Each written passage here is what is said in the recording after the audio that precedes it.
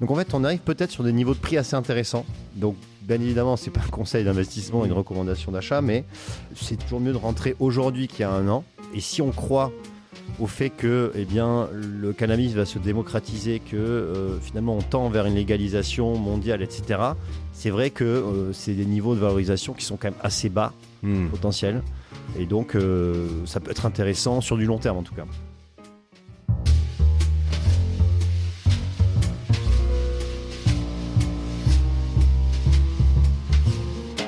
Salut, je suis Mathieu Stéphanie et je vous présente La Martingale, un podcast qui vise à explorer le monde de la finance personnelle pour comprendre comment gagner à tous les coups, qu'on ait 200 € par mois à investir ou 5 millions sur son compte en banque.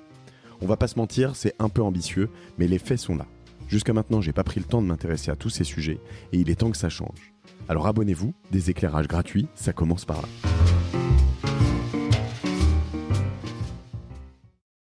Le voici, cet épisode tant attendu. Antoine, salut, bienvenue sur La Martingale. Salut Mathieu et bonjour à tous. Alors je suis ravi de te recevoir parce que ça fait longtemps que je veux parler de bœufs, de weed, de hashish, pourquoi pas aussi, de shit, je sais pas comment on appelle ça, toutes les manières possibles, imaginables. Alors aujourd'hui, tu vas nous parler de White Widow, de Super Skunk, d'Orange Bud et de... C'est ça, tu es un spécialiste ? Alors, je suis pas vraiment un spécialiste de tout ce qui est cannabis récréatif, on va dire, même si on connaît de noms comme ça, mais on va parler de cannabis dans son ensemble et peut-être un peu plus du cannabis thérapeutique, mais c'est vrai que le cannabis en général devient de plus en plus accepté, je pense, dans les mœurs, et ça devrait aller en s'améliorant dans ce sens-là. Je tiens à prévenir que j'ai fait un test à Antoine avant qu'il vienne, il est complètement défoncé. Donc, ouais, voilà. Donc il est expert, il se connaît bien. Je vais vous dire n'importe quoi là. C'est bon. Vous êtes prêts ? Tiens, je te file le pétard. Ouais. Donc... le sujet du jour, en effet, on parle de cannabis parce que ça a été un gros sujet depuis 2017, 2018, alors notamment en Amérique du Nord, tu vas y venir. C'est, semble-t-il, un sujet qui est aux portes de nos frontières. Alors, ça l'est depuis longtemps dans un micro-pays qui est la Hollande, mais sur des micro-marchés. Enfin, c'est un gros marché, mais bon, ça reste quand même... c'est un des gros PIB d'Europe, mais ça reste quand même un petit pays par rapport à... Voilà. On parle de l'Allemagne, notamment en Europe beaucoup. On commence à parler de la France. Alors, ça fait longtemps qu'on en parle quand même en France, mais bon, si les Verts sont élus cette année, au moment où on parle, il y a peu de chance, mais voilà, peut-être que ça viendra. Après, il y a des chances qu'il y ait du cannabis potentiellement non récréatif aussi en France et ailleurs. En tout cas, tout ça s'accélère un peu, hein, c'est ça ?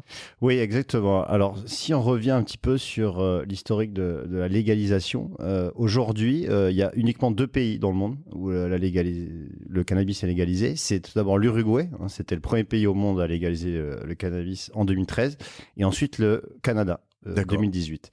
Après, comme tu le disais, en Allemagne, les arguments de campagne, sachant que les Verts et les sociaux-démocrates sont arrivés au pouvoir en coalition, c'était justement de légaliser le cannabis. Donc, quand on parle de légaliser le cannabis, c'est à usage bien évidemment thérapeutique, mais aussi à usage récréatif. Donc, c'est-à-dire qu'on a le droit de détenir, faire de l'autoculture, consommer, distribuer. Tu parlais des Pays-Bas, c'est vrai que les Pays-Bas, on connaît tous les coffee shops et effectivement... Pas de quoi tu parles. J'avais vu ça. Où en fait, c'est la consommation est possible, mais en revanche, c'est très réglementé pour justement la distribution. La commercialisation et la production, c'est donc oui, ça a été resserré même parce qu'à un moment il me semblait que je crois qu'il fallait limite être national, un hollandais pour pouvoir, je sais pas, sortir ou selon les heures. Enfin, il y a quelques règles. Hein, oui, effectivement, ça c'est assez tendu sur la réglementation et maintenant c'est beaucoup plus encadré qu'il y a encore 10 ou 15 ans. Alors bon, avant de rentrer de plein pied dedans, même si on y est déjà allé, toi tu connais ça parce que tu fais de l'analyse de marché, hein. Oui. C'est ton job, tu fais ça depuis longtemps ? Oui, je fais ça depuis, je dirais une dizaine d'années. Okay. Voilà, j'ai travaillé dans la gestion d'actifs. J'ai travaillé dans un fonds d'investissement pendant plusieurs années. Et de toute façon, on est obligé d'analyser le marché pour ensuite faire du conseil en placement ou faire de l'investissement. On est obligé d'être en fait analyste. Après, c'est vrai que l'analyse, moi, oui, ça me passionne d'analyser les marchés en général. Et c'est vrai que le cannabis, c'est un marché qui est pas traditionnel, voilà, comparé à l'automobile ou autre. Mais c'est un marché qui est un nouveau marché, donc intéressant à suivre et à s'intéresser. Ouais. Alors, en fait, c'est arrivé au niveau financier que après 2015, en gros, ce qui s'est passé, parce qu'au niveau financier, là, on parle pas de private equity, on parle d'investissement boursier, donc de sociétés qui sont cotées.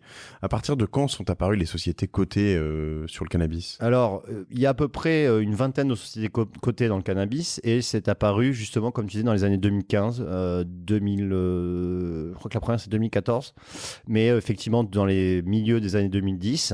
Ça a été les premières cotations et c'est un marché donc qui connaît peu finalement quand même de sociétés cotées encore en bourse. Hein. Une soixantaine, c'est peu et c'est quand même pas mal. Elles sont cotées surtout aux États-Unis ? Alors voilà, les sociétés cotées sont majoritairement aux États-Unis et au Canada. Et notamment au Canada. On a la plus grosse société mondiale qui s'appelle Tilray. Tilray qui est issue d'une fusion entre deux sociétés et qui est la première société en termes de chiffre d'affaires.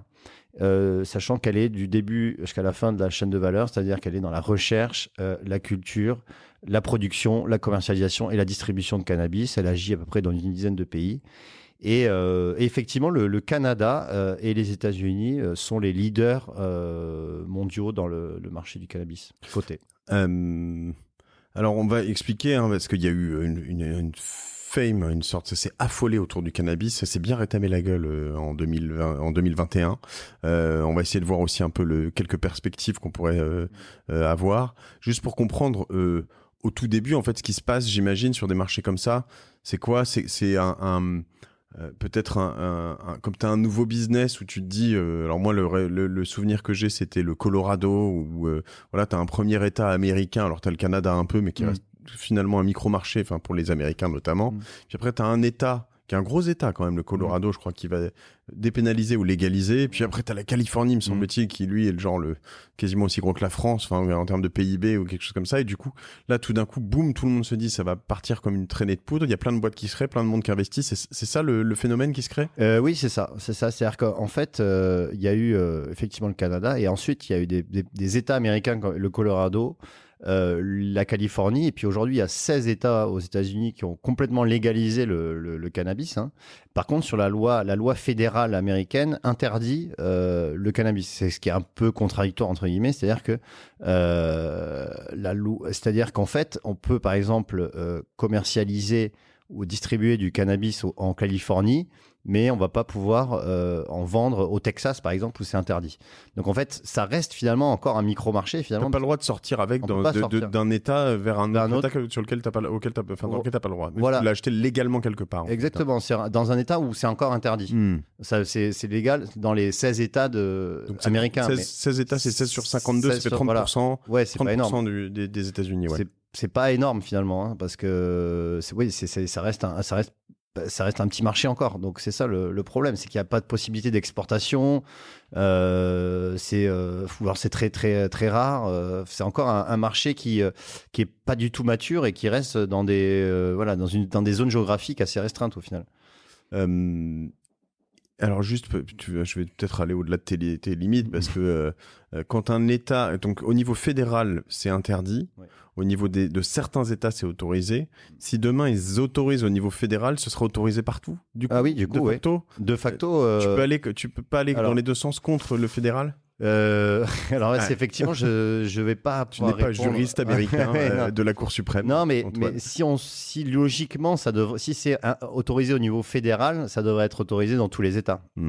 C'est la logique qui parle. Après, peut-être qu'il y aura des exceptions dans certains États qui sont complètement contre et qui veulent vraiment avoir un droit de regard sur ce qui se passe, mais c'est vrai que pour l'instant, on n'en est pas encore à l'autorisation fédérale. Hein. C'est pas en projet, même si Joe Biden s'y en avait parlé lors de sa campagne, mais c'est pas l'ordre du jour encore. Alors en tout cas, ça crée, tu vois, là comme on le dit, des imbroglios juridiques complètement hallucinants. Parce que j'ai eu le souvenir d'avoir une conversation avec une copine qui est banquière à Londres, je dirais dans une grande banque suisse, et qui me racontait que en fait et c'était à ce moment-là, hein, 2018-2019, je dirais, ils s'intéressaient de près au cannabis, mais en fait, le légal chez eux leur avait interdit de vendre du cannabis, enfin des sociétés sur du cannabis, parce qu'ils avaient peur de se prendre en fait un backlash, enfin un coup de bâton de la part des autorités du marché financier anglaises, en disant en gros vous êtes en train de vendre des actions d'un produit, d'un producteur de produits stupéfiants qui n'est pas légal en Angleterre, donc ce que vous vendez c'est pas légal quoi. Ouais, c'est ça. T'avais vu ça En fait, ce que j'ai vu, c'est que au final, les investisseurs ont du mal à aller sur ce type de société parce que déjà, peut-être en termes de, pour leurs clients, c'est pas déjà aussi, comment dire, ça peut paraître stupéfiant, donc exotique. On voit pas le côté thérapeutique uniquement. D'ailleurs, c'est pas que thérapeutique. Non, c'est pas que thérapeutique. Je vais te vendre de la bœuf, quoi. C'est c'est vrai que par exemple, le commerce mondial qui est illicite, sachant que le cannabis c'est quand même la drogue entre guillemets la plus consommée au monde, hein, c'est numéro 1, et on considère que c'est entre 500 milliards, un peu plus de 500 milliards de dollars au monde, donc okay. C'est énorme, hein, donc le légal c'est même pas 10% de ce qui est en illégal. Du coup c'est concernant les investisseurs, les investissements, c'est vrai qu'en plus ces sociétés ne font pas de profit, hein, quand on regarde, ça explique aussi les chutes, hein, qu'il y a eu cette année. Lorsqu'on regarde les comptes de résultats et les bilans de ces sociétés, on voit qu'elles ne font pas de profit annuel, et alors qu'elles étaient valorisées plusieurs milliards, voire dizaines de milliards de dollars. Donc c'est aussi, comme tu disais, un backlash sur les valorisations de ces boîtes. Et donc ça, je vois en effet un marché mondial. Alors là, je pense que c'est dans du légal. Les données que j'avais, Capital, en 2019, c'est 10,8 milliards de dollars en 2018. On estimait 50 milliards en légal uniquement sur 2029. Donc en effet, voilà, tout ça dépend quand même, et c'est là où c'est très spécifique, que du juridique dans tout ça. C'est-à-dire que il suffit qu'un nouvel État, voilà, on va viser. Alors l'Asie, je crois que c'est pas du tout près, mais l'Asie, c'est vraiment le continent le plus réfractaire à la légalisation. Il y a aucun pays asiatique qui accepte alors, il y en a peut-être un ou deux, mais il y a quasi la totalité n'accepte même pas le cannabis thérapeutique. Ok. Donc ouais, en effet, on est plus sur donc un focus sur l'Amérique du Nord, les pays européens, peut-être un peu d'Amérique du Sud aussi, non ? Alors oui, l'Amérique du Sud. Alors il y a l'Uruguay qui a légalisé totalement, mais c'est un micro-marché. Et après il y a 6 pays d'Amérique du Sud, notamment l'Argentine et le Mexique, qui ont autorisé le cannabis thérapeutique. Donc ils sont un peu plus ouverts, on va dire, à ce je sais pas comment dire, c'est pas cette drogue, j'ai envie de dire, mais non, au cannabis, quoi, tout simplement. Après, c'est une drogue douce, hein, justement, oui, c'est ça, c'est intéressant de voir la définition du cannabis, parce que c'est considéré comme une drogue douce, parce qu'on peut pas faire d'overdose de THC. Ça a été l'OMS, hein, qui a déclaré ça, que c'est une drogue douce. Il n'a pas d'effet physique, ça a des effets psychiques sur l'humain, mais pas d'effets physiques comme les drogues dures, comme le LSD ou l'héroïne, mais voilà, c'est considéré comme une drogue douce. Je te confirme, j'ai essayé beaucoup et j'ai jamais réussi. Du coup, en effet, alors non, je sais pas scientifiquement, je savais pas. Tu me l'apprends, tu vois. Donc ok, je vois cette différence. Après, en effet, donc on a je sais pas à quel point est-ce qu'il y a des mouvements de marché qui sont faits sur le thérapeutique versus le récréatif. Est-ce que le fait qu'un marché ouvre en thérapeutique, ça va quand même faire monter les actions ? Est-ce que c'est des paliers, justement ? Alors, en fait, quand on regarde le chiffre d'affaires de ces sociétés, elles sont autant sur le thérapeutique que sur le récréatif. Il y a 50-50. Voilà. Alors, c'est plus sur le thérapeutique quand même. Le récréatif, c'est comme on disait dans les législations possibles. Le thérapeutique, c'est quand même ouvert, hein, à de nombreux pays, hein. Il y a plus de 20 pays en Europe où c'est ouvert, en Amérique du Sud, donc en Amérique du Nord. Par conséquent, le chiffre d'affaires est plus important dans le thérapeutique. Mais comme je le disais, en fait, ces sociétés qui ont eu en début... alors, si on revient un petit peu sur l'historique boursier, il y a eu cet engouement en 2018. En fait, il y a eu une sorte de une sorte de bulle, on peut le dire, en 2018 où ces valeurs ont fait x10, x20, voire plus. C'est ça, c'est vraiment le truc, pour moi, c'est pour ça que je voulais absolument, ça fait longtemps que je voulais absolument faire cet épisode, parce que en effet, on a vu vraiment, moi je le voyais dans toutes mes applications de trading et tout ça, c'était cannabis, les portfolios cannabis qui existent dans toutes les belles applications, dont certaines que tu connais bien, du coup, c'était vraiment on fire jusqu'à petit à petit ce qu'elles disparaissent. Et en fait, qu'est-ce qui s'est passé parce qu'il y a eu de plus en plus de sociétés, de plus en plus de grosses sociétés, c'est ça ? En fait, l'engouement est venu du fait justement qu'il y a eu un premier pays, et pas des moindres, parce que le Canada, c'est quand même un pays du G7, qui a ouvert son marché totalement. Et donc là, voilà, il y a eu un engouement. Donc, il y a aussi l'effet nouveauté, parce que ces sociétés, ça faisait qu'1 ou 2 ans qu'elles étaient introduites en bourse. Donc souvent, lorsqu'il y a un engouement et plutôt une bonne nouvelle, eh bien, on y va un peu de manière moutonnier, c'est-à-dire que tout le monde achète au même moment, et donc ça monte jusqu'à des niveaux qui ne sont pas liés à la réalité économique. Ensuite, donc ça, c'est en 2018. Ensuite, ça s'est bien dégonflé en 2019-2020. Elles ont en moyenne perdu entre 40-50%. Et ça a commencé à reprendre fin 2020. En fait, à partir du finalement mi-2020, quand on était en plein Covid ou confinement, ça a commencé à remonter dans le sillage des valeurs technologiques d'ailleurs. Les valeurs techno ont commencé à remonter à ce moment-là. Donc elles ont suivi. Parce que c'est normal, qu'est-ce que tu fais quand tu t'emmerdes confiné, tu regardes, tu fumes des pétards devant Netflix. Exactement. Là, mine de rien, c'est très vrai. Et du coup, c'est reparti donc fin 2020, début 2021. Il y a eu un pic 2021. Donc la valorisation de ces boîtes, c'était 70 milliards de dollars. Et il y a eu 9 mois consécutifs de baisse. Donc 9 mois consécutifs de baisse. La valorisation a été divisée par 2 tiers. Et donc aujourd'hui, on est plus qu'à 25 milliards de valorisation sur l'ensemble. De 70 à 25. De 70 à 25. La douche froide. Et on peut se dire, maintenant on arrive sur des niveaux très bas quand même. Je regardais sur Tilray par exemple, c'est valorisé 3 milliards alors qu'on était à plus 20 il y a encore même pas 9 mois.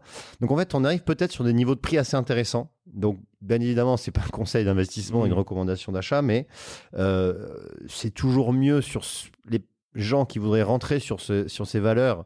Toujours mieux de rentrer aujourd'hui qu'il y a 1 an. Et si on croit au fait que le cannabis va se démocratiser, que finalement on tend vers une légalisation mondiale, etc., c'est vrai que c'est des niveaux de valorisation qui sont quand même assez bas, potentiels. Et donc, ça peut être intéressant sur du long terme, en tout cas. C'est passionnant. Et en effet, je pense qu'il va y avoir des notions de winner takes all, peut-être un peu. Alors, souvent, il y a quand même un très gros qui écrase le marché. Là, je ne sais pas exactement. D'ailleurs, qu'est-ce qu'elles font, ces sociétés ? C'est des producteurs de cannabis ? C'est des producteurs, oui. Donc, ils font quoi ? Au Canada, où ils ont des champs ? Ils ont des champs, oui. C'est de l'agriculture, en fait. C'est de l'agriculture. On a par exemple Aurora Cannabis. Oui, je vois très bien. Aurora, vraiment celle qui est... Voilà, Aurora Cannabis, qui est un producteur de cannabis médical, donc avec une... Je crois que j'en ai eu du Aurora dans mon portefeuille. Ça a bien pris cher aussi. Ouais, ça a bien baissé. Ouais, on est aux alentours de $5 l'action. Je crois que moins 50 sur 2021, je dirais. Quasiment. Okay. Et donc, elles ont une capacité de production de 430 000 kilos par an. 430 000 kilos, c'est 430 000 kilos par an. Et 430 000 kilos, 1000 kilos, c'est une tonne. Ouais, c'est 430 ça. tonnes. 430 tonnes par an. Ok. Ouais. 430 tonnes par an. Ils ont 2 installations pleinement opérationnelles au Canada, notamment une au Québec. Et ils opèrent en Allemagne, au Danemark, Italie, Australie. Et donc là, tu sais peut-être pas jusqu'au bout, mais c'est des boîtes qui, c'est pas que de la bœuf à fumer. Il y a des comprimés, il y a des tas de choses dans le thérapeutique. Effectivement, il y a la forme médicamenteuse, mais il y a également aussi des produits dérivés comme des produits sous forme de gélules. Sous forme de gélules. Et il y a également aussi Antoine cherche dans ses il y a aussi des fleurs séchées à vaporiser. Et aussi sous forme d'huile. Il y a des huiles essentielles ou des choses comme ça. Donc il y a aussi ça peut aussi arriver dans la cosmétique aussi, je dirais. Ça, il y a certaines sociétés. Et ces boîtes-là, elles les transforment, c'est elles qui les vendent, elles font tout. D'accord. Oui, elles les transforment et puis elles font la transformation aussi. Mais du coup, elles peuvent pas. Ça doit être hyper réglementé. Bon, après, je garderai chez chacun, mais parce que Aurora, c'est une boîte qui est américaine ou canadienne ? C'est une boîte canadienne. Et donc au Canada, tu peux faire un pays aussi froid et tu peux faire pousser de la bœuf. Oui, mais ça doit être en serre, ouais. Ouais, en serre, ouais, Okay. exactement. En serre, ouais, carrément. Ouais. Après, il y a une autre société qui s'appelle Canopy Growth, qui pèse 3,3 milliards aussi, qui a été fondée en 2013 au Canada aussi, et s'engage dans la production, distribution et de vente de cannabis à des fins récréatives et médicinales, notamment aux États-Unis, au Canada. Donc, il y a eu plein de personnes, Snoop Dogg, je pense à comment il s'appelle aussi, ce gros influenceur Instagram, là, le barbu, tu vois pas? Non? Ça va me revenir. Qui était toujours avec des guns, des grosses voitures et des femmes au sein refait, généralement. Ouais. Ça te dit rien? C'est un rappeur? Non. Ok, je vais te trouver ça. Mais ça, c'est des gars qui ont leur boîte, où elles sont cotées, ces boîtes-là, tu sais ou pas? Pas forcément. Je regarderai. J'ai vu qu'il y avait une. Dan Bilzerian, ça te dit rien? Ah Dan oui. Bilzerian? Non. Ok. Non, c'est que je connais moins bien les youtubeurs peut-être, même s'il doit être connu. Mais sinon j'ai vu qu'il y avait une société qui s'appelle Candy Cannabis, je crois, qui a fait sa première publicité sur le métaverse, justement, puisqu'il n'y a pas encore de réglementation sur le métaverse. On peut finalement faire de la pub sur tout et n'importe quoi. Et justement, ils ont créé leur propre univers avec leur propre shop dans le métaverse, etc. C'est une société qui... Là, on arrive dans du business de weed virtuel. Voilà, c'est ça. Ne pas te défoncer, mais faut payer quand même. Écoute, a priori, Dan Bilzerian, il est sorti de ce business en 2019, tu vois. Alors, je sais pas s'il avait senti le vent venir ou s'il a juste pris un bouillon. Après, il y a aussi des boîtes comme Canopy Growth qui font des partenariats avec, par exemple, des fabricants de bière comme Constellation Brands. C'est la fabricant de Corona, et qui, en fait, dans le cadre d'un partenariat, ont développé des boissons infusées au cannabis. Donc, il y a aussi ça sort aussi des sentiers battus, juste issus de la résine ou de la feuille de cannabis. Il y a aussi des boissons infusées, des choses comme ça. C'est vraiment passionnant. Et alors, aujourd'hui, on voit quoi comme mouvement? Là, on a parlé un peu du passé. En fait, c'est un peu en dents de scie, quoi. C'est monté très fort, c'est redescendu. 2019, 2020, c'est remonté très fort. 2021, c'est redescendu très fort. Est-ce qu'on va se dire qu'on est en bas de la dent de scie? Non, on donne pas de conseils, mais je veux dire, ça va dépendre. Là, par exemple, l'Allemagne, quand même, c'est un gros marché parce que tu compares à 30% des États-Unis, finalement, en termes de... finalement, d'un coup, ça peut changer pas mal de choses. Et dès que tu vas avoir l'Allemagne, j'imagine qu'en Europe, tu peux en avoir d'autres qui suivent. Oui, clairement. Clairement, l'Allemagne, c'est le premier marché européen, quatrième marché mondial. C'est sûr que s'ils légalisent le cannabis, ça va faire un gros coup de boost pour le secteur. Et puis il y a aussi la France, mine de rien. Il y a une étude qui va être menée par l'Agence nationale du médicament, enfin la NSM, sur une expérimentation du cannabis thérapeutique. Donc une expérimentation qui est menée sur 3000 personnes, qui a commencé en mars 2021, qui va durer 2 ans.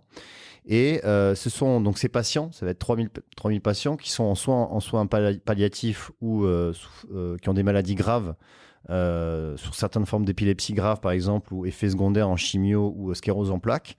Et en fait, le traitement du cannabis thérapeutique interviendra en dernier recours si tous les autres traitements n'ont pas fonctionné. Donc voilà, il faut savoir que 12 millions de Français souffrent de douleurs chroniques et qu'environ 4 millions de Français n'ont pas de solution qui pourrait justifier donc de l'utilisation du cannabis thérapeutique.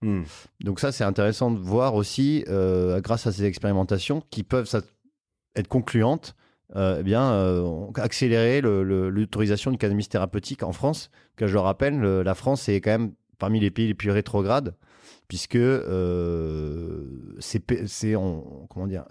détention de cannabis peut amener au pénal. Donc oui, c'est ça. Alors après, il y a énormément de voix qui s'élèvent pour, contre, etc. Dans les pour, il y a aussi un rapport, on va dire, à la délinquance, au fait qu'une fois que tu légalises, il y aura plus de problème de deal, de business, en tout cas beaucoup moins. Oui, alors après, je pense qu'il y a plusieurs étapes. C'est passé par la dépénalisation, parce que c'est vrai qu'avoir une sanction pénale juste pour la détention de cannabis, ça paraît un peu has-been maintenant. C'est vrai que maintenant, d'avoir juste une amende, peut-être, ça serait déjà la première chose. Alors, on va pas rentrer dans une politique, parce que tu pourrais te dire aussi que finalement, si tu en achètes et que tu finances un système, c'est aussi un peu finalement, d'une certaine manière, tu te caches aussi derrière quelque chose en disant attendez, moi je suis qu'un consommateur, mais c'est un peu hypocrite, tu vois. C'est vrai, mais ça peut dépendre de la quantité aussi, ouais. Si on veut passer ça, donc faut surveiller en fait,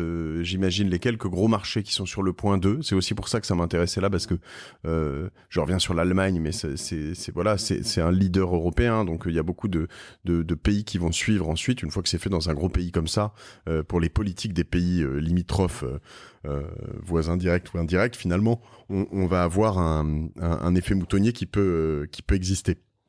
Donc on peut regarder ça. Les problématiques de CBD, ça rentre.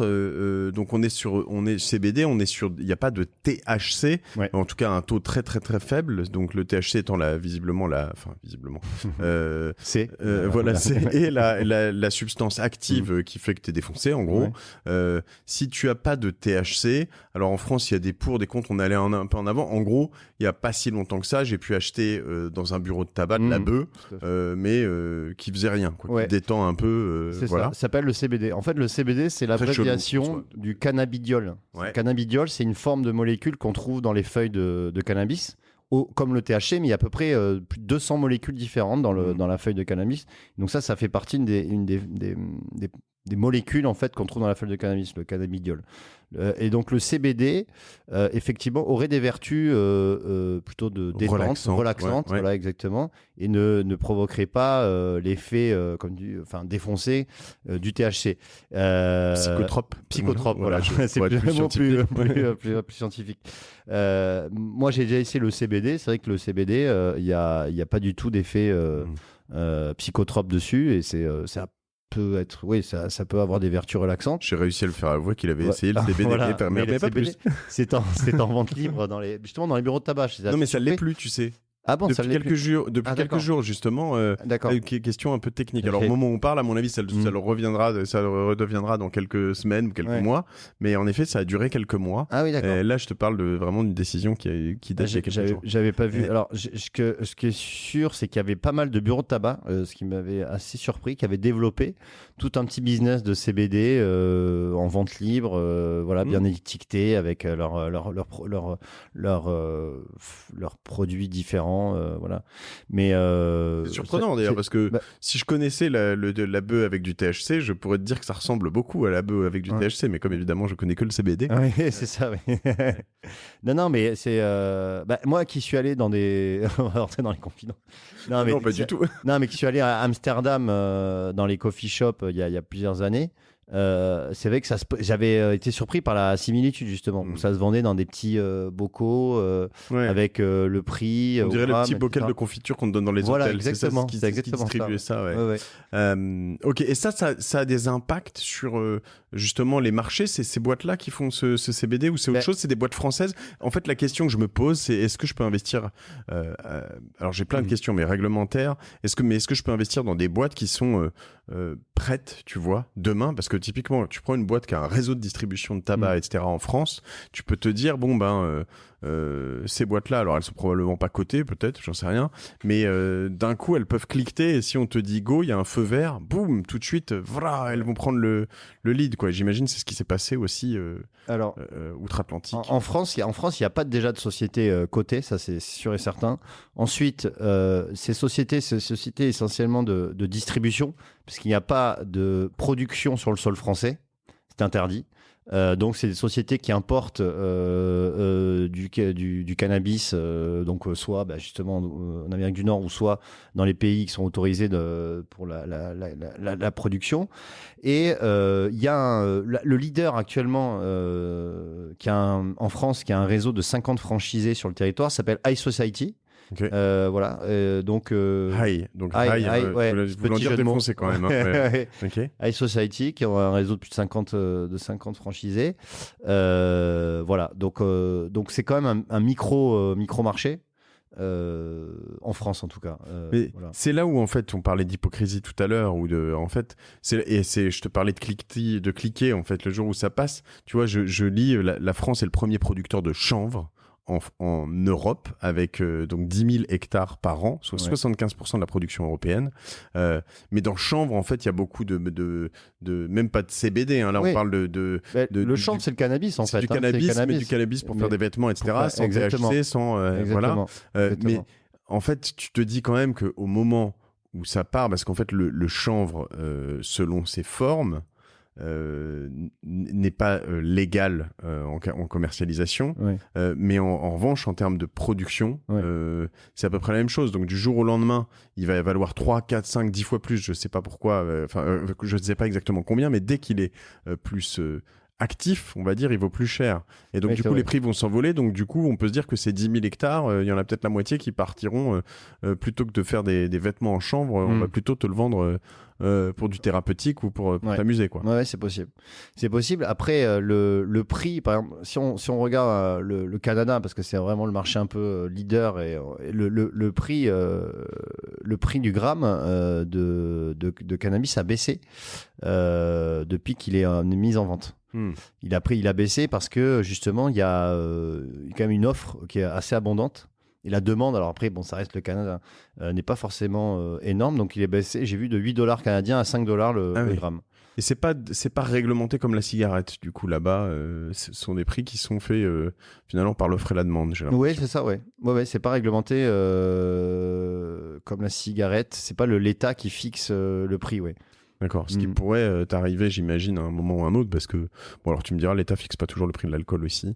Ok, donc aujourd'hui, si on veut s'y mettre, on va regarder donc plutôt ces sociétés cotées, qui sont donc à la bourse c'est quoi la bourse du Canada? C'est Toronto. C'est Toronto, ouais. Là-bas. Après, aux États-Unis, c'est du Nasdaq. Après, c'est Nasdaq. Nasdaq. C'est des sociétés cotées au Nasdaq, ouais, l'ensemble. Tu nous en as cité quelques-unes. Oui, alors je peux vous en citer d'autres. Donc, on a parlé Aurora Cannabis, tu nous as parlé de...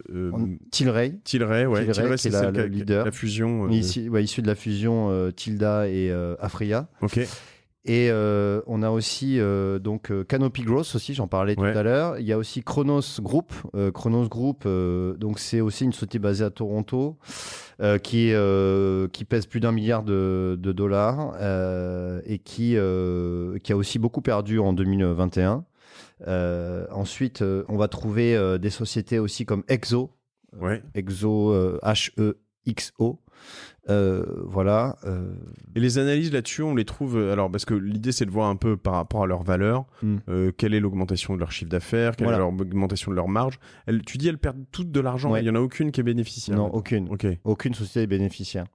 Elles perdent toutes de l'argent. Le chiffre d'affaires est plutôt en augmentation. Mais en fait, les coûts sont quand même très importants. Et en fait, ils n'arrivent pas à trouver un business model en fait qui soit rentable. C'est ça.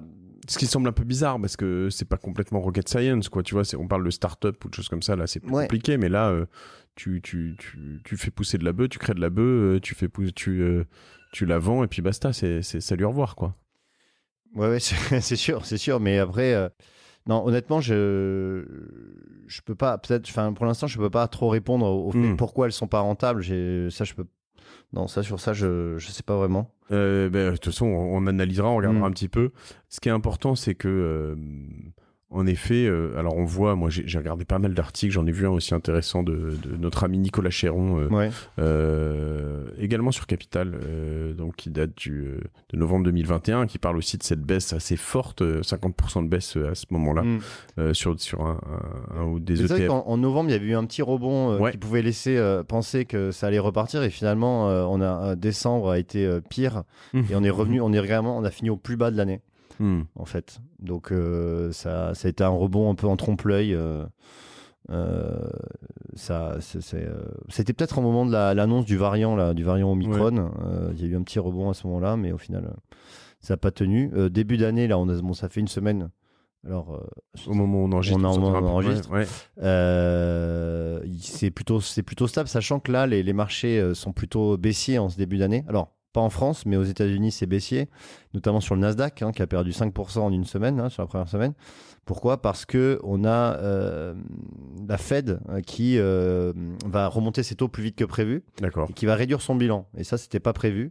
Donc, ça veut dire qu'elle va arrêter d'acheter des obligations d'État, etc. Donc, donc c'est très mauvais, en fait, pour les actions dites de croissance, en fait, et aussi, il y a une prise de bénéfice sur ces valeurs qui ont aussi beaucoup monté sur les 3 dernières années, quoi. Donc, mais bon, c'est temporaire. Il y a un mauvais début d'année, mais ça ne veut pas dire que l'année 2022 sera mauvaise. Hein. Oui, non, c'est sûr. Ok. Écoute, passionnant. En effet, je vois que tu vois en novembre, ce qu'il disait, c'est on se gardera d'être trop optimiste, oui. Hein, mais donc c'est un marché qui est très finalement touchy. Hein, c'est très volatile. C'est très volatile. Il y a des moyens, donc soit de rentrer dans chacune des sociétés dont tu as parlé, soit sur certains partenaires prestataires, de rentrer sur des portefeuilles cannabis Co. Et il y a aussi un moyen aussi, c'est via les ETF, c'est les trackers. Qui regroupe en fait, c'est un tracker pour ceux qui connaissent pas, c'est un fonds d'investissement donc à la structure juridique d'un fonds, mais qui cote comme une action, c'est-à-dire c'est aussi liquide qu'une action, ça va être coté en permanence aux horaires d'ouverture et des marchés. Ces ETF, donc ces trackers, regroupent une certaine quantité d'entreprises, et donc il y a par exemple là il y a l'ETF Horizon Marijuana Life Science. Qui regroupe les plus grosses valeurs. Si vous ne savez pas sur quelle valeur investir, vous pouvez investir sur l'ETF qui regroupe toutes les valeurs du cannabis, ou une grande majorité. Ok. Et ça, c'est intéressant parce que si on investit que sur une seule valeur et ça sous-performe, etc., c'est moins risqué, on va dire, que d'investir que sur une valeur. Là, vous lissez un peu votre risque. Ça te permet, selon des croyances, des infos, des choses comme ça, d'investir sur un marché plutôt que juste une entreprise que tu ne connais pas. Exactement. Très bien. Ces ETF, ils investissent réellement dans ces boîtes ou c'est des copies de... Alors, il y a l'ETF, il y a deux façons. Enfin, il est investi de manière de façon différente. C'est soit en réel, c'est-à-dire qu'il investit directement dans les sociétés, soit en synthétique. Et là, alors c'est un peu plus compliqué. Il investit sur des swaps on va pas rentrer dans les détails, mais en gros, il investit pas dans les actions en réel, mais il va investir sur des produits qui vont reproduire la performance de l'action. D'accord. Pour cet ETF dont je vous ai parlé, le Horizon Marijuana Life Science, je sais pas, j'ai pas la réponse là-dessus. On regardera. Après, il suffit de cliquer dessus, vous avez le détail du type d'investissement et on mettra la réponse dans le descriptif de l'épisode sur lamartingale.io. Ok. Et donc ça, c'est des moyens finalement assez simples. C'est plus, c'est légal. Ah oui, c'est complètement légal. Je veux dire, parce que même si on n'a pas le droit d'acheter et de vendre... Non, mais tu vois, la question, en fait, pour revenir sur cette question de... Je disais banque suisse, mais je crois que c'est plutôt une banque anglo-hongkongaise, si tu vois de qui je parle, dont je parlais tout à l'heure. Et du coup... mais cette copine, finalement, tu pourrais dire, attends, en France, j'ai pas le droit d'acheter et de vendre de la bœuf, mais j'ai le droit d'acheter et de vendre des sociétés qui achètent et vendent de la bœuf. C'est pareil, c'est fou quand même, en fait. Bah, mais ça l'est. Ça l'est, ouais, ça l'est. C'est-à-dire que, en fait, oui, c'est vrai c'est vrai que ça peut paraître contradictoire quand on le dit comme ça, parce que on peut investir dans des sociétés qui produisent de la bœuf alors que nous on peut pas vendre, voilà, alors que nous on peut pas en acheter. Alors que c'est illégal chez nous. Mais après, je dirais que elles le font pas sur nos territoires, c'est surtout ça qui est important. Oui, c'est ça aussi, ouais, c'est ça. Et après, c'est vrai que on investit sur des, comment dire, oui, je sais pas, mais en gros, on n'investit pas après sur le produit en lui-même qui est illégal. Après, investir dans des sociétés qui ont le droit et qui ont la possibilité de le faire, c'est complètement différent. Je pense qu'après, selon en fait tout ce que tu fais, je veux dire, il y a des endroits où, je sais pas moi, sur les jeux, sur les armes, sur des législations différentes. En fait, en l'occurrence, tu as le droit d'investir souvent dans des entreprises qui sont légales dans leur pays, puisqu'elles sont elles-mêmes régulées par leurs propres autorités de marché. Oui, c'est ça. Okay. Oui, c'est les armes, c'est un bon comparatif. En France, on peut pas acheter d'armes. Par contre, on peut acheter des sociétés qui vendent des armes. enfin des sociétés, on peut acheter des actions de sociétés. Qui vendent des missiles. Voilà. Moi, voilà. je ne peux pas acheter de missiles. Ouais, c'est ça. J'ai essayé, mais non, j'ai pas essayé. D'accord. Non, c'est hyper intéressant. Écoute, du coup, voilà, si vous cherchez la réponse à cette question, quel bœuf faut-il faire pousser, acheter et vendre en France, nous vous la donnerons pas parce que c'est illégal, cela dit. Voilà, donc ne dites pas, mais si, sur la martingale, ils ont dit qu'il fallait faire de la White Widow, c'est celle que tout le monde cherche. Eh bien, peut-être, mais c'est illégal. C'est illégal. Voilà. Pour l'instant. Si je retiens moi quelque chose, c'est que en gros, on est sur un marché qui s'affole dans tous les sens, qui est déjà bien descendu, donc on peut regarder un peu, ça mérite une forme d'attention. Et je doublerai cette attention avec en effet les annonces de gros pays, soit le fédéral aux États-Unis, soit des gros États américains, soit des gros pays en Europe. J'ai donc principalement l'Allemagne, la France en tête, qui sont voilà les deux plus gros marchés européens. Peut-être l'Espagne, l'Italie, je sais pas où ça en est. Ils ont autorisé le cannabis thérapeutique en Europe du Sud. D'accord. Au Portugal et en Italie. D'accord. En Espagne, je sais pas, mais. Ouais. Donc du coup voilà, on regarde un peu tout ça et dès que ça bouge, mais en fait. Les faisceaux, sauf retournement politique, sont là. C'est-à-dire qu'a priori, ça va venir. Une fois que c'est légal, généralement, il n'y a pas de retour en arrière, je pense. Ça me paraît peu probable, ouais. Mais effectivement, tu as raison dans le sens où finalement, ce qui va être le driver pour ce marché, ça va être les décisions politiques finalement. Effectivement, les décisions politiques vont vraiment constituer eh bien, les catalyseurs pour ces sociétés. Parce que dès qu'elles pourront exporter, dès qu'elles pourront faire vraiment un vrai business mondial, là, ça devrait normalement exploser. Alors, est-ce que, bien évidemment, tous les pays ne vont pas légaliser le cannabis, mais s'il y a des plus gros pays, parce qu'on sent qu'aux États-Unis, c'est pas très loin, finalement, l'Allemagne, ça va arriver. Peut-être que la France ou bon, la Chine, ça paraît peu probable, mais en tout cas, voilà, qui est déjà quand même de gros pays qui légalisent, ça va tout de suite faire augmenter le business de ces boîtes, ça c'est certain. Et c'est vrai que dans une optique de long terme, aujourd'hui, on est entre guillemets au tapis sur ces boîtes. C'est vrai que ça peut être intéressant d'investir sur du long terme. Si tu te mets en position Warren Buffett, voilà, je me mets sur 5 ans, 10 ans, et puis voilà. Ouais. Après, je me dirais, tu vois, dernière remarque un peu créative par rapport à ça, mais il n'y a pas de société cotée en France, et voilà, mais on pourrait avoir la France, l'Espagne, l'Italie, qui pourraient être en termes de géographie, quand même, enfin, je reviens sur ce qu'on disait, mais faire pousser en serre au Canada, c'est quand même, je veux dire, c'est un peu comme si tu voulais faire pousser des cactus au Groenland, tu vois, enfin, je veux dire, on parle quand même de fleurs qui sont plutôt, à ma connaissance, assez tropicale, enfin je sais pas, là pour le coup ni politique ni botanique, on n'est pas expert là-dessus, mais ça me semble pas, enfin ça pourrait être moins cher si tu les faisais pousser en Corse. Alors pour le coût de fabrication, effectivement, ça doit coûter plus cher de les faire pousser au Portugal qu'en Espagne. Ça me paraît logique. Je suis pas non plus, comme tu disais, expert botanique, mais je pense que y aurait un avantage effectivement de faire pousser ces plantes dans un univers favorable. Ce qui peut expliquer que la France est un gros producteur de chanvre avec 75%, puisque c'est un gros territoire, mais c'est aussi Europe du Sud, quoi. Donc, c'est vrai. Et et surtout en Californie, ça doit être plus favorable qu'au nord du Canada, quoi. C'est sûr. Bon, écoute, voilà, on va chercher des sociétés françaises qui vont se lancer dans le cannabis prochainement, récréatif, et qui ont des bonnes infos au niveau des élections. Super. Est-ce que Antoine, toi, t'as une martingale à toi? C'est quoi ton trip d'investissement, ton gros kiff, je sais pas, au-delà du cannabis? Alors, comment ça, une martingale? Parce qu'une martingale, ça peut être, si on le prend au sens littéral du terme, c'est que tu gagnes à tous les coups. Non, je dirais, je définis cette question sur 2 points. Tu peux l'avoir sous 2 axes. C'est soit ton petit péché mignon à toi, le truc que t'aimes bien regarder, dans lequel t'aimes bien investir et sur lequel tu te marres bien, et que t'as bien gagné. Ça peut être de l'IMO, ça peut être plein d'autres choses. Ou alors un truc que tu recommanderais à ta mère, tu vois, quelqu'un que t'aimes beaucoup et où tu te dis...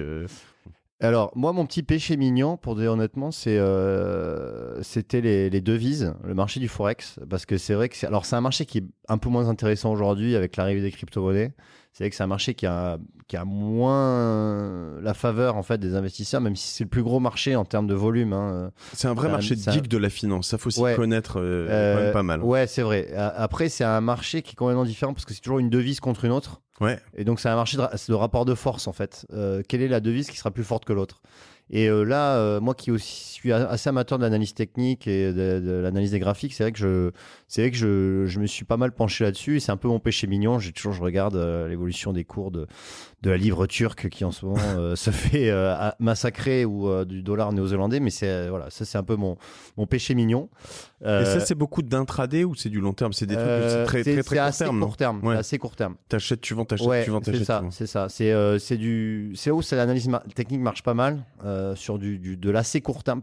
C'est pas du scalping comme on dit sur des variations d'une demi-heure, mais ça peut être de l'intraday ou sur 3-4 jours. Okay. C'est rare de tenir une position sur un mois, par exemple, parce que voilà. Et ça s'achète où? T'achètes là sur toutes les plateformes de trading? Toutes les plateformes, c'est possible. Tu peux acheter, dire je vais acheter des dollars, je vais acheter des roupies de je sais pas quel pays. Alors justement, toutes les devises sont pas disponibles. La roupie, par exemple, c'est très peu disponible. Toutes les devises, les grosses devises, on va dire, du G10, des 10 plus grosses économies, elles sont disponibles. Après, tu vas avoir des économies style livre turc, comme je disais, un peu rand sud-africain ou la couronne suédoise ou des devises qui sont un peu plus exotiques entre guillemets. Voilà, mais par contre, toutes les plateformes, tu peux. Alors, je vais dire eToro, tu peux bien évidemment l'acheter, mais après, toutes les plateformes de trading le proposent. Okay. Au moins les 10 plus grosses paires de devises, que ce soit euro-dollar, dollar-yen, euro-franc suisse ou des trucs comme ça. Voilà. Okay. Voilà. Après, c'est pas voilà pour l'investissement, on va dire bon père de famille entre guillemets, c'est pas recommandé. Après non, je pense que les actions sur le long terme, ça reste le meilleur investissement. Mais il faut savoir avoir le bon timing pour acheter, c'est-à-dire que quand une action elle a pris 300%, bon, elle peut toujours monter plus, mais c'est peut-être pas le bon timing pour acheter, quoi. Plutôt acheter sur des replis ou après croire au business model. Mais c'est hyper dur parce que tu vois ce que tu dis là. Moi, quand Tesla avait pris 100%, je me suis dit, je suis acheté trop tard et puis elle a encore triplé derrière. Non, mais t'as raison. Non, mais en vrai, t'as raison parce que maintenant qu'elle a pris celle-là ou Apple, tu te dis bon, il y a des gens qui prétendent que Apple fera que monter. J'ai du mal à le croire, mais bon. Alors Apple, c'est spécial parce qu'Apple ils ont quand même Apple, c'est vrai que c'est une boîte extraordinaire dans le sens où c'est la numéro 1 mondiale et ça fait plusieurs années maintenant, et surtout ils ont quand même ils sont très bons dans l'innovation. En valorisation. Ouais, en numéro 1 c'est 3000 milliards. Voilà. Ça fait à peu près une fois et demie la France, Apple, en termes de valo. Et en fait ils sont très bons dans l'innovation, je trouve, Apple. C'est-à-dire que là ils sont sur par exemple l'Apple Car. Il y a un premier prototype ils ont en 3D bien sûr, qui ont commandé. C'est vrai qu'en termes d'innovation, ils vont complètement révolutionner la voiture autonome. Ouais, c'est aussi l'Apple Car, on le voit, un chiffonnier, on le voit depuis des années. Mais là, sait pas si ça va sortir. Là récemment, ils ont dit qu'ils avaient de l'avance sur c'était de 2025-2026. Ils ont dit que ça allait plutôt 2025 le premier prototype. Une voiture sans chauffeur, sans pédale, sans volant, ce qui va révolutionner complètement les véhicules autonomes. Ils vont sortir les Apple Glass, là, qui sont des lunettes de réalité augmentée. Ouais, j'ai vu ça. Ils sont quand même pas mauvais sur l'innovation, je trouve, Apple. Oui, mais c'est sûr. Après, ils sont quand même les iPhones, c'est encore Non, et puis ils sont tellement hégémoniques avec déjà des devices en route qui font que ça dialogue bien, que quand ils te sortent les AirPods, ils te font 30 milliards par an juste sur les AirPods. Oui, c'est ça. Donc Apple, on peut se dire, oui, c'est un investissement sur le long terme qui va toujours marcher. Mais c'est assez rare. Tesla, t'en parlais, c'est vrai que c'est aussi, ils ont une part de marché dans l'électrique énorme. Donc ça, mais après, la majorité des boîtes, ça se passe pas comme ça, quoi. Vous sentez quand on chauffe un peu Antoine sur les actions et ses martingales, il part. On peut partir encore pendant 2 heures sur cet épisode. Non, c'est passionnant ce qu'on a vu sur ces marchés-là. Moi, j'aimerais faire un certain nombre de marchés comme ça.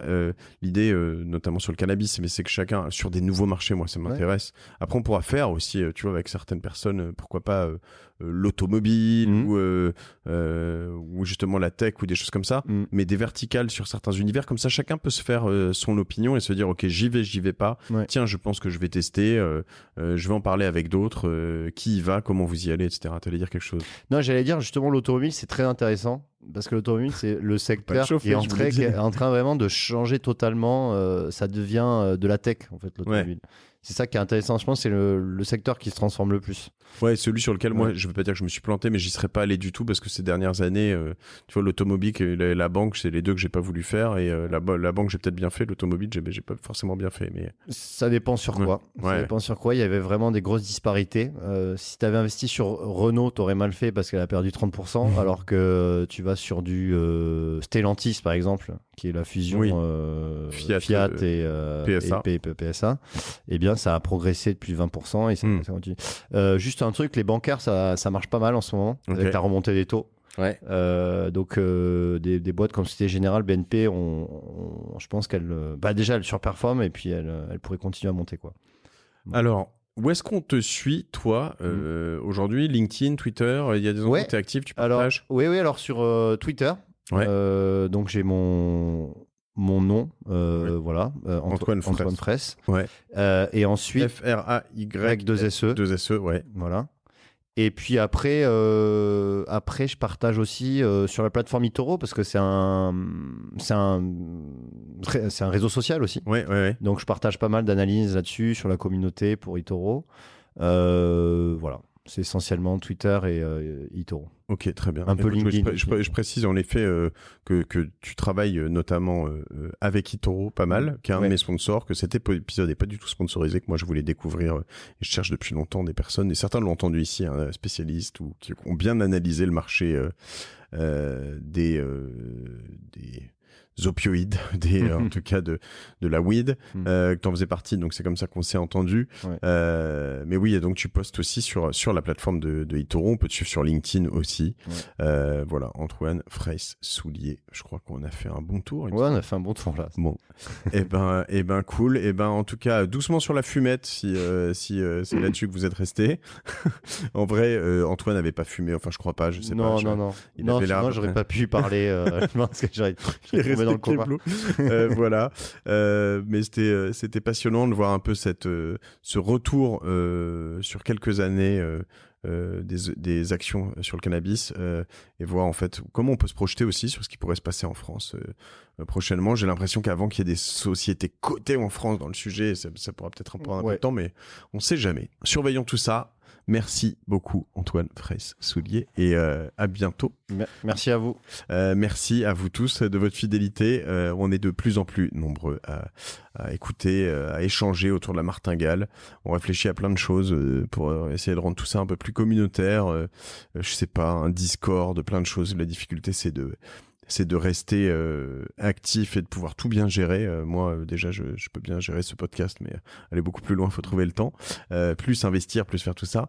Mais voilà, n'hésitez pas, en tout cas, à échanger là-dessus. Je vous embrasse. Partagez ces épisodes, n'oubliez pas. Autour de vous, c'est grâce à vous que tout ce podcast progresse. N'hésitez pas à me soumettre des invités passionnants comme Antoine aujourd'hui, des gens qui pourront nous parler de plein de marchés très précis, exotiques, différents, des gens cool, des gens avec qui on va passer un bon moment. Je vous embrasse, je vous dis à la semaine prochaine. Salut.